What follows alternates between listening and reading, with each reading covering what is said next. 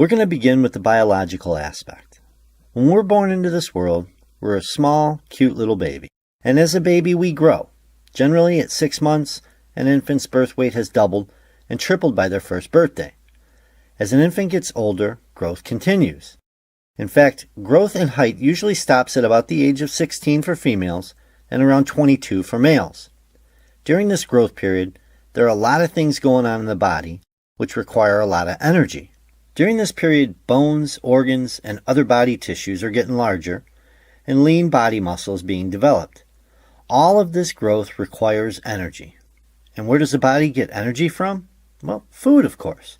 So when we're young, with all the growth taking place, most, if not all of the food we eat is being used as energy to fuel this growth. And that means that not much, if any, fat storage is taking place. Once this growth period stops, we are at our physical peak, and the body enters a simple maintenance stage. So now that high energy requirement starts to decline, and continues to decline as we get older, that is, unless we ourselves do something about it. But we'll get to that in a minute. If we were to try to plot this biological energy expenditure on a graph, it would look something like this. I'm trying to show this from a purely logical perspective, and keep in mind that this graph does not take into account a person's activity level. The left side of the graph represents the energy required for just daily bodily functions. It's not based on calories needed, but on basal metabolic rate, expressed as energy per unit of body size. Basal metabolic rate, or BMR, very simply put, is the amount of energy needed for the body while at rest. I didn't put units on there, but I'll get to that in a minute. The bottom of the graph represents age. So in this little graph here, we see massive energy use as an infant and small child. As I mentioned before, infants double and triple in body weight over a very short period of time. Then we see a decline in energy use. But this energy use is still extremely high if you compare an 8-year-old to a 38-year-old. As adolescence hits, the slope of the decline starts to flatten out a bit. And once total growth has happened, the decline will continue throughout the person's life. So now I'm going to put two little points on this graph. One is above the age 18 and the other is above the age 38. You can see that they are the same height on the graph. Let's say that each of these points represents a caloric intake of 2,500 calories. And if I extend a line down from each point, we see that the caloric surplus at age 18 versus age 38 is dramatically different. So at age 18, the body could store this amount as fat, and at age 38, the body could store this amount as fat. Quite a difference. And imagine this caloric surplus available for the body to store day after day after day. That will add up over time. And again, remember, and this is extremely important, this does not take into account how active a person is, just the body's daily functioning caloric or energy needs. Now let's shift gears and look at the typical activity level of a person over the course of their life.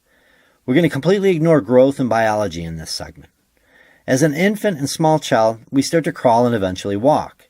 Kids are typically investigating all the new things they're exposed to, running around and playing all the time. They're very active.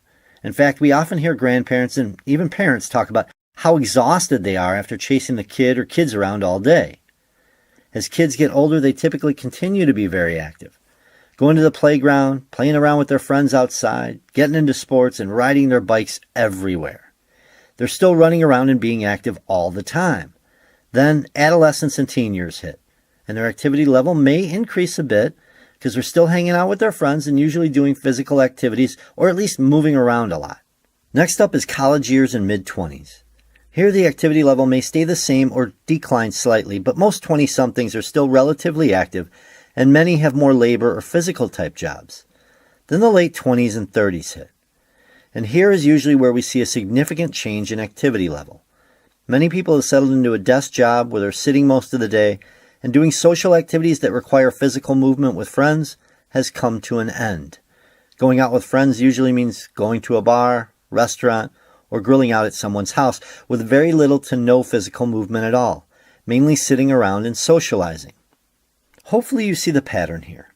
The graph of the typical activity level of a person over their life would look something like this, with a continuous decline. Kind of looks like the first graph, the biological graph. Now let's look at the third part of our puzzle. I'm going to call it computer programming. Let's say that this is someone's brain, and as the owner of this brain goes through life, the brain is absorbing and learning. I like to think of it as computer code is being written into it. It's being programmed with educational information, learning to deal with people, understanding right and wrong, and it's also developing relationships. Relationships with family, friends, teachers, pets, and it's also being programmed to develop a relationship with food. As a child, we're often told, make sure you eat. You're growing and you need to eat to grow. But as a kid, we don't care about food, except candy, of course. We want to go out and play with our friends and explore the world. We want to run around all day. Food is the last thing on our mind. But on our journey into adulthood, we're taught a lot of things about food. We often get rewarded with fast food or ice cream after our sporting event or some type of accomplishment. We learn to love junk food and soda pop. And as we continue to get older, we see that graduations and special occasions are celebrated with food. When we were younger, birthdays and celebrations were at a place where we could run around and play. Now celebrations and birthdays are celebrated at someone's favorite restaurant where everyone can sit and talk and not be active.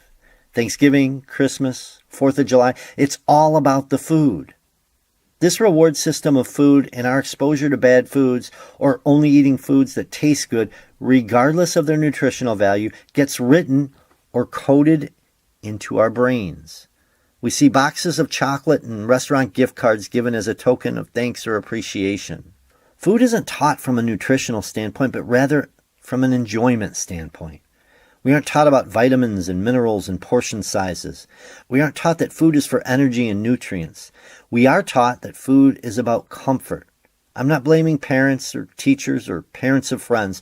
They weren't taught it when they were growing up. And when we reach full adulthood, we have been programmed with the perspective that food is for comfort and taste, not its nutritional value. Our main concerns on a daily basis are our family, our job, and what delicious food we're going to enjoy that day. This is programmed into our brain now, and reprogramming the brain is very, very hard. So now it's time to bring all three segments together. We have a continuous decline in metabolic activity after growth has peaked. We have a similar pattern with a declining activity level, and we have our jaded personal relationship with food. Folks, those are the three main factors of why we gain weight as we get older. Now, there are some exceptions, such as genetic conditions that contribute to weight gain in some people, but for most people, these are the main reasons.